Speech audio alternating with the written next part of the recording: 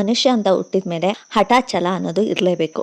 ಹಠ ಛಲ ಇದ್ರೇನೆ ವ್ಯಕ್ತಿಗಾಗಲಿ ಅಥವಾ ಆ ವ್ಯಕ್ತಿಯ ವ್ಯಕ್ತಿತ್ವಕ್ಕಾಗಲಿ ಬೆಲೆ ಸಿಗೋದು ಅಲ್ವಾ. ಈ ರೀತಿ ಮೋಟಿವೇಶನ್ ವಿಡಿಯೋ ನಿಮಗೆ ಬೇಕು ಅಂತ ಅನಿಸಿದರೆ ಯಾರೆಲ್ಲ ಹೊಸದಾಗಿ ನನ್ನ ವೀಡಿಯೋಸ್ನ ನೋಡ್ತಾ ಇದ್ದಾರೋ ಅವರು ಪ್ಲೀಸ್ ನನ್ನ ಚಾನಲ್ನ ಸಬ್ಸ್ಕ್ರೈಬ್ ಮಾಡ್ಕೊಡಿ. ಹಾಗೆಯೇ ನನ್ನ ಸಬ್ಸ್ಕ್ರೈಬರ್ಸು ನನ್ನ ವ್ಯೂವರ್ಸು ಪ್ಲೀಸ್ ಒಂದು ಲೈಕ್ ಕೊಡೋದನ್ನು ಮರಿಬೇಡಿ. ಲೈಕ್ ಕೊಟ್ಟ ತಕ್ಷಣ ಹೈಪ್ ಅಂತ ಕೆಳಗಡೆ ಬರುತ್ತೆ. ಆ ಹೈಪನ್ನು ನೀವು ಡನ್ ಮಾಡಿದರೆ ನನಗೆ ಪಾಯಿಂಟ್ಸ್ ಕೂಡ ಸಿಗುತ್ತೆ.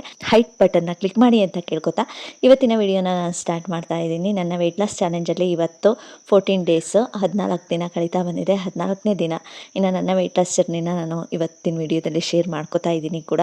ಹಾಗೆಯೇ ನಾನು ಸ್ಟಾರ್ಟಿಂಗ್ ಟಾಪಿಕ್ಗೆ ಕೂಡ ಹೇಳಿದೆ, ವ್ಯಕ್ತಿಗೆ ಹಠ ಛಲ ಅನ್ನೋದಿರಲೇಬೇಕು.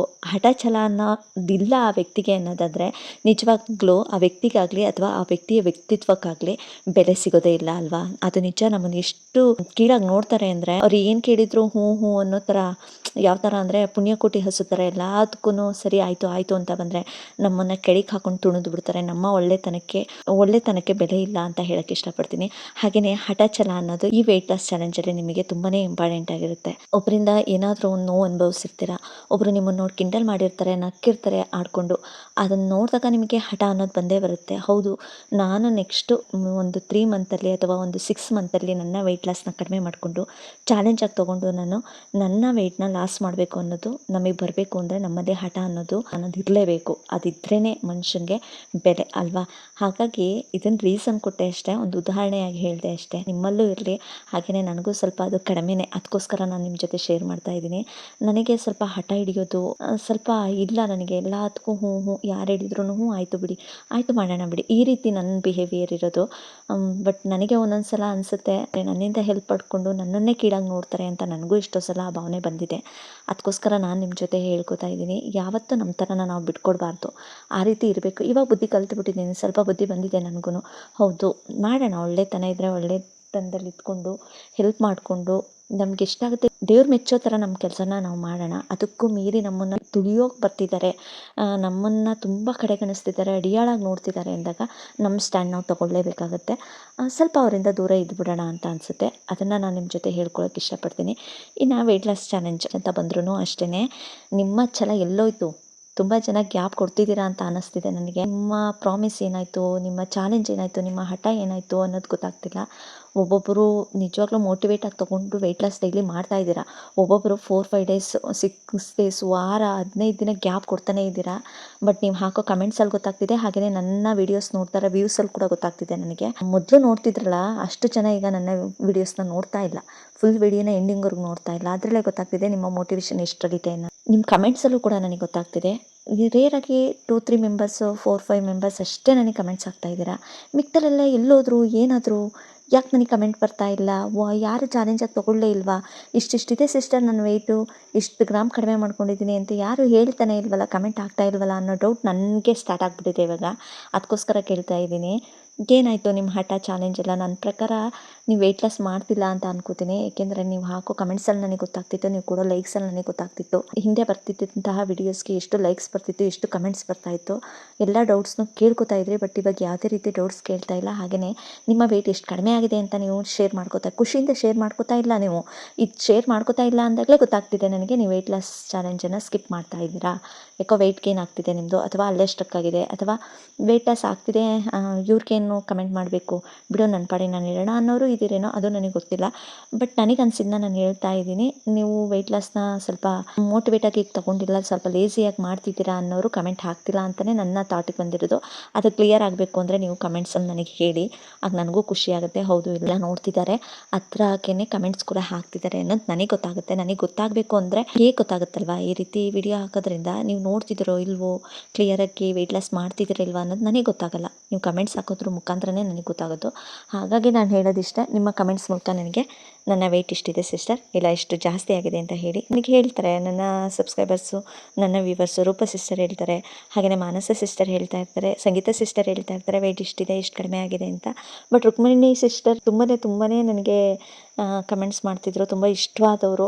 ಬಟ್ ಇತ್ತೀಚೆಗೆ ನನ್ನ ವೀಡಿಯೋಸ್ಗೆ ಯಾವುದೇ ರೀತಿ ಕಮೆಂಟ್ಸ್ ಆಗಲಿ ಡೌಟ್ಸ್ ಆಗಲಿ ಏನೂ ಕಮೆಂಟ್ ಮಾಡ್ತಾ ಇಲ್ಲ ಅವರು ಸೇಫಾಗಿದ್ದಾರಾ ಅನ್ನೋದು ನನಗೆ ಗೊತ್ತಿಲ್ಲ. ಅವ್ರು ನನ್ನ ವಿಡಿಯೋ ನೋಡ್ತಾ ಇದ್ದರೆ ಕಮೆಂಟ್ ಮಾಡ್ತೀರಾ ಅಂತ ಅಂದ್ಕೊಂಡಿದ್ದೀನಿ.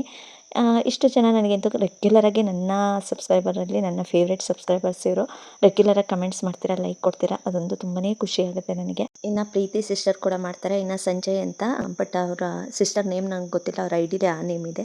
ಅವರು ಕೂಡ ಅವಾಗವಾಗ ನೀವು ತುಂಬ ಕಮೆಂಟ್ ಹಾಕ್ತಾನೆ ಇರ್ತೀರ, ನಿಜವಾಗ್ಲೂ ಖುಷಿ ಆಗುತ್ತೆ. ಬಟ್ ಯಾರನ್ನ ಇಲ್ಲಿ ನೇಮ್ನ ಬಿಟ್ಟಿದ್ದೀನಿ, ಪ್ಲೀಸ್ ಬೇಜಾರು ಮಾಡ್ಕೊಳಕ್ಕೆ ಹೋಗ್ಬಿಡಿ. ಮಾಡ್ತೀನಿ, ಕಮೆಂಟ್ ಮಾಡ್ತೀನಿ, ಅವ್ರ ನೇಮ್ ನನ್ನ ಬಾಯಿಗೆ ಬಂದಿದ್ದನ್ನು ಹೇಳಿದ್ದೀನಿ ಅಷ್ಟೇ. ದಯವಿಟ್ಟು ಇದರಲ್ಲಿ ಆಯ್ಕೆ ಮಾಡ್ಕೊಂಡ್ರಿ ನಿಮ್ಮ ಸಬ್ಸ್ಕ್ರೈಬರ್ಸ್ನ ಅಂತ ಅನ್ನೋಕೆ ಹೋಗ್ಬಿಡಿ. ಅವರ ಡೌಟ್ಸು ಮತ್ತು ಪ್ರತಿಯೊಂದು ನಾನು ಕ್ಲಿಯರಾಗಿ ಹೇಳೋದ್ರಿಂದ ಇವ್ರ ನೇಮ್ ಅಷ್ಟೇ ನನಗೆ ತುಂಬ ನೆನಪಲ್ಲಿರೋದು. ಇನ್ನು ಕಾಮನಾಗಿ ಎಲ್ಲರೂ ಕೂಡ ಮಾಡ್ತಾ ಇರ್ತೀರ, ನಿಜವಾಗ್ಲೂ ನಿಮಗೆ ಎಷ್ಟು ಥ್ಯಾಂಕ್ಸ್ ಹೇಳಿದ್ರು ಸಾಲದು. ಆದರೆ ನನಗೆ ನೆನಪಿಗಿರೋರು ಇಷ್ಟು ಜನನ ಹೇಳೋಕ್ಕೆ ಇಷ್ಟಪಟ್ಟೆ ಅಷ್ಟೇ. ಯಾರೆಲ್ಲ ರೆಗ್ಯುಲರಾಗಿ ನನಗೆ ಕಮೆಂಟ್ ಹಾಕ್ತಾ ಇರ್ತೀರ ಅವ್ರ ನೇಮ್ ನನಗೆ ಖಂಡಿತವಾಗ್ಲೂ ಗೊತ್ತೇ ಇರುತ್ತೆ. ನಾನು ಖಂಡಿತವಾಗ್ಲೂ ರಿಪ್ಲೈ ಕೂಡ ಮಾಡ್ತಿರ್ತೀನಿ. ನೆಕ್ಸ್ಟ್ ವೀಡಿಯೋದಲ್ಲಿ ರೆಗ್ಯುಲರಾಗಿ ಕಮೆಂಟ್ ಮಾಡೋರ ನೇಮ್ನು ಕೂಡ ನಾನು ಇದೇ ರೀತಿ ಹೇಳ್ತಾ ಬರ್ತೀನಿ. ಅದಕ್ಕೋಸ್ಕರ ನಿಮ್ಮ ಸಪೋರ್ಟ್ ಬೇಕಷ್ಟೇ ನನಗೆ. ಏನೇ ಡೌಟ್ಸ್ ಇದ್ರೂ ಕೂಡ ಕಮೆಂಟ್ ಹಾಕಿ. ನಿಮ್ಮ ವೆಯ್ಟ್ ಲಾಸ್ ಜರ್ನಿನ ಪ್ಲೀಸ್ ನಿಲ್ಲಿಸ್ಬೇಡಿ. ಆದಷ್ಟು ವೆಯ್ಟ್ ಲಾಸ್ನ ಮಾಡಿ, ಏಕೆಂದರೆ ಇರೋದೊಂದು ಜೀವನ, ಆರೋಗ್ಯವಾಗಿರ್ಬೇಕು. ಉಣ್ಕೊಂಡು ತಿನ್ಕೊಂಡು ಇದ್ಬಿಡೋಣ ಅಂತ ಹೇಳ್ತೀವಿ, ಇರೋದೊಂದು ಜೀವನ, ಇರೋವರೆಗೂ ಉಣ್ಕೊಂಡು ತಿನ್ಕೊಂಡು ಸತ್ಬಿಡೋಣ ಅಂತ ಹೇಳ್ತೀವಿ. ಬೇಡ, ದೇವ್ರು ಕೊಟ್ಟಿರೋಷ್ಟು ಆಯಸ್ಸನ್ನ ನಾವು ಒಳ್ಳೆತನಕ್ಕೆ ಯೂಸ್ ಮಾಡ್ಕೊಳ್ಳೋಣ, ಓಕೆನಾ. ಆದಷ್ಟು ಒಳ್ಳೆಯದಾಗಿ ಒಳ್ಳೆ ಹೆಲ್ತಿ ಆಹಾರನ ತಿಂದ್ಕೊಂಡು ಹೆಲ್ತಿ ಲೈಫ್ ಸ್ಟೈಲ್ನ ಲೀಡ್ ಮಾಡೋಣ. ಆಯಸ್ಸನ್ನು ಇನ್ನೂ ಸ್ವಲ್ಪ ಮುಂದೂಡೋಣ, ಓಕೆನಾ. ಇನ್ನೂ ವರ್ಷ ಬದುಕೋ ಥರ ಮಾಡ್ಕೊಳ್ಳೋಣ.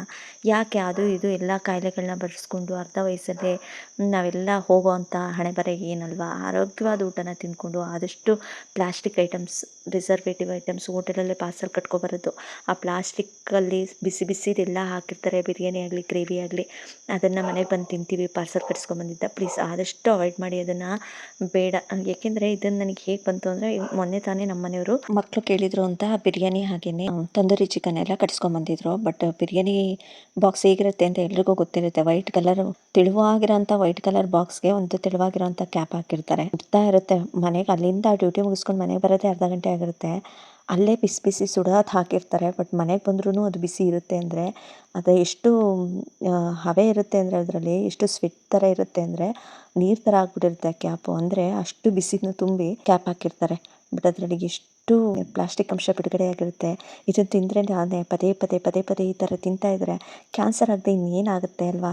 ನಮ್ಮ ದೇಶದಲ್ಲಿ ಎಲ್ಲಿ ನೋಡಿದ್ರು ಈಗ ನಿಜವಾಗ್ಲೂ ಕುಟುಂಬಕ್ಕೆ 1-2 ಕ್ಯಾನ್ಸರ್ ಪೇಷಂಟ್ಸ್ ಇದ್ದಾರೆ ಇವಾಗ. ನಿಜವಾಗ್ಲೂ ಒಂದು ಕುಟುಂಬ ಸಂಬಂಧಿಕರಿದ್ದಾರೆ ಅಂದರೆ ಅಲ್ಲಿ 2-3 ಕ್ಯಾನ್ಸರ್ ಪೇಷಂಟ್ ಇರೋದಂತೂ ಸತ್ಯನೇ. ಆ ಥರ ಕ್ಯಾನ್ಸರ್ ಬರ್ತಾ ಇರೋದೇ ಈ ಪ್ಲಾಸ್ಟಿಕ್ ಐಟಮ್ಸು, ಕಲ್ಲರ್ ಆಗಿರೋಂಥ ಫುಡ್ ತಿನ್ನೋವಂಥದ್ದು. ಇದರಿಂದನೇ ನಮಗೆ ಈ ರೀತಿ ಕಾಯಿಲೆಗಳು ಬರ್ತಾ ಇರೋದು. ಆದಷ್ಟು ಕಡಿಮೆ ಮಾಡೋಣ. ಮನೆಯಲ್ಲಿ ಆಹಾರನ ತಿನ್ನಿ. ಹೊರಗಡೆ ಏನಾರು ತಿನ್ನೋದಿತ್ತು ಅಂದರೆ ಹೊರಗಡೆಗೆ ಹೋಗಿ ಅಲ್ಲೇ ಹೋಟೆಲಲ್ಲೇ ತೊಗೊಂಡು ತಿನ್ನಿ. ಬಾಕ್ಸಲ್ಲಿ ಪಾರ್ಸಲ್ ಅಂತ ತರಬೇಡಿ. ಈ ಗೋಬಿ ಇವೆಲ್ಲ ಪಾರ್ಸಲ್ ತರ್ತಿರಲ್ಲ, ನಿಜ ಬೇಡ, ಅದೆಲ್ಲ ತರಲೇಬೇಡಿ. ಅದರಲ್ಲಿ ಬೇರೆ ಕಬಾಬು ಇವೆಲ್ಲ ನ್ಯೂಸ್ ಪೇಪರ್ಗೆ ಹಾಕಿ ಕೊಟ್ಬಿಡ್ತಾರೆ ಒಬ್ಬೊಬ್ಬರು. ಅದನ್ನಂತೂ ಮಾಡೋಕ್ಕೆ ಹೋಗ್ಬೇಡಿ. ನ್ಯೂಸ್ ಪೇಪರಿಂದ ಎಷ್ಟು ಎಫೆಕ್ಟ್ ಆಗುತ್ತೆ ಅಲ್ವಾ, ಎಷ್ಟು ಕ್ಯಾನ್ಸರ್ ಕಣಗಳಿರುತ್ತೆ ಆ ಇಂಕಲ್ಲೆಲ್ಲ. ಅದನ್ನು ಅರ್ಥ ಮಾಡ್ಕೋಬೇಕು. ಓಕೆ, ಈಗ ನನ್ನ ರೆಸಿಪಿ ಬಂದು ಬೆಳಗ್ಗೆ ತಿಂಡಿ ಚಿತ್ರಾನ್ನ ಮಾಡಿದ್ದೆ. ಹಾಗೆಯೇ ಇನ್ನು ಮುಂಚೆ ಸ್ನ್ಯಾಕ್ಸ್ ಒಂದು ತೋರಿಸ್ತಾ ಇದ್ದೀನಿ. ಅಂದರೆ ಹೆಸರು ಕಾಳನ್ನ ಬೇಯಿಸ್ಕೊಂಡು ಅದಕ್ಕೆ ಮಾಮೂಲಿ ಅಂತೆ ಕ್ಯಾರೆಟು ಈರುಳ್ಳಿ ಎಲ್ಲ ಕಟ್ ಮಾಡಿಕೊಂಡು ಸ್ನ್ಯಾಕ್ಸ್ನ ಮಾಡ್ಕೊಂಡಿದ್ದೀನಿ.